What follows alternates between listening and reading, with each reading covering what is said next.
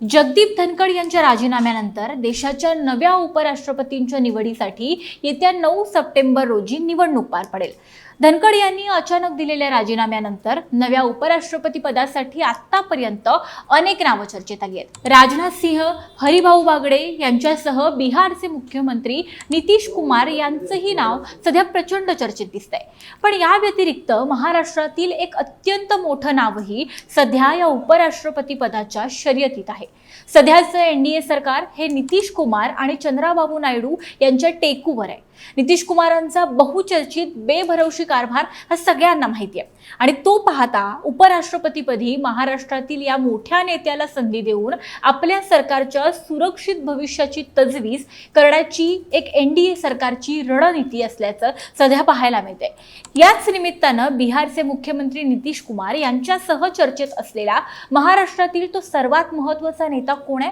या दोघांच्याही नावांच्या चर्चेमध्ये नेमकं काय आणि किती तथ्य आहे आणि महाराष्ट्रातील तो नेता उपराष्ट्रपती विराजमान झाल्यास त्याचे हादरे महाराष्ट्रापर्यंत बसतील का?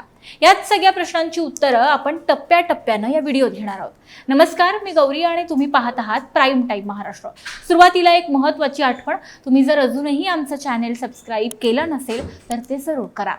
प्रकृतीच्या कारणास्तव जगदीप धनखडांनी राजीनामा दिल्यानंतर आता नवे राष्ट्रपती कोण या पार्श्वभूमीवर देशाच्या दुसऱ्या क्रमांकाच्या संविधानिक पदासाठी जोरदार चर्चा आणि तर्कवितर्क सुरू झाले। त्यापैकी महाराष्ट्रातील एक सर्वात मोठं आणि महत्त्वाचं नाव चर्चेत आलंय आणि ते आहे शरद पवार यांचं। पण शरद पवार का आणि हे कसं शक्य आहे असा प्रश्न तुम्हालाही पडला असेल तर त्यामागचं कारण दडलंय नितीश कुमार यांच्या नावात। कसं तेच पाहूया। केंद्रामध्ये भाजपला नितीश कुमारांची गरज आहे। शिवाय या वर्षाच्या अखेरीस बिहारच्या विधानसभा निवडणूक आहेत। भाजप आणि जेडीयू मधील राजकीय संतुलन निर्माण करण्याची ही एक मोठी संधी असू शकते। मुख्य म्हणजे नितीश कुमारांना उपराष्ट्रपती पद दिल्यामुळं बिहारची सत्ता ही भाजपला सोपवण्याचा मार्ग मोकळा होऊ शकतो। आतापर्यंत बिहारमध्ये कधीही भाजपचा मुख्यमंत्री झालेला नाहीये, त्यामुळे इतिहास निर्माण करण्याची संधी यंदा भाजपकडे चालून आली आहे। शिवाय याद्वारे नितीश कुमारांना सन्मानजनक निरोप सुद्धा देता येऊ शकतो।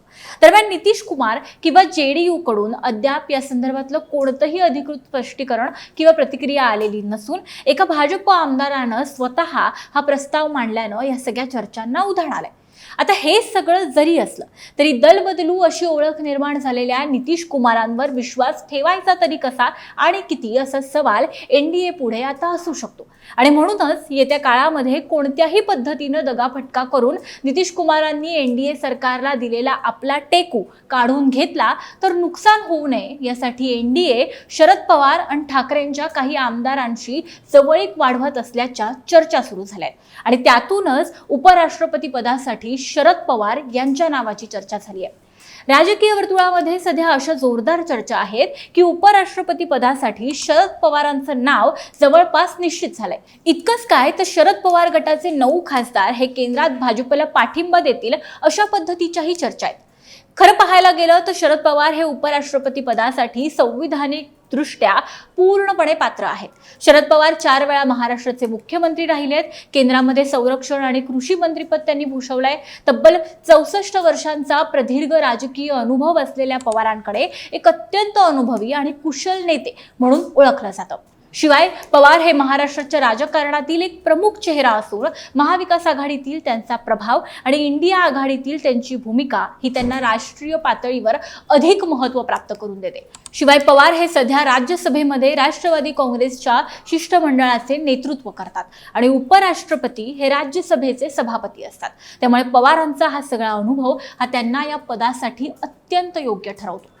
शरद पवारांचा प्रदीर्घ राजकीय अनुभव, आंतरपक्षीय उत्तम संबंध आणि सामाजिक आणि क्रीडा क्षेत्रातील योगदान हे त्यांना या पदासाठी म्हणजे उपराष्ट्रपती पदासाठी अत्यंत मजबूत दावेदार बनवत आहे। पण त्यांची निवड ही राजकीय संख्याबळ, पक्षांतर्गत गटबाजी आणि एनडीएच्या भूमिकेवर पूर्णपणे अवलंबून आहे आणि इथेच गोम आहे।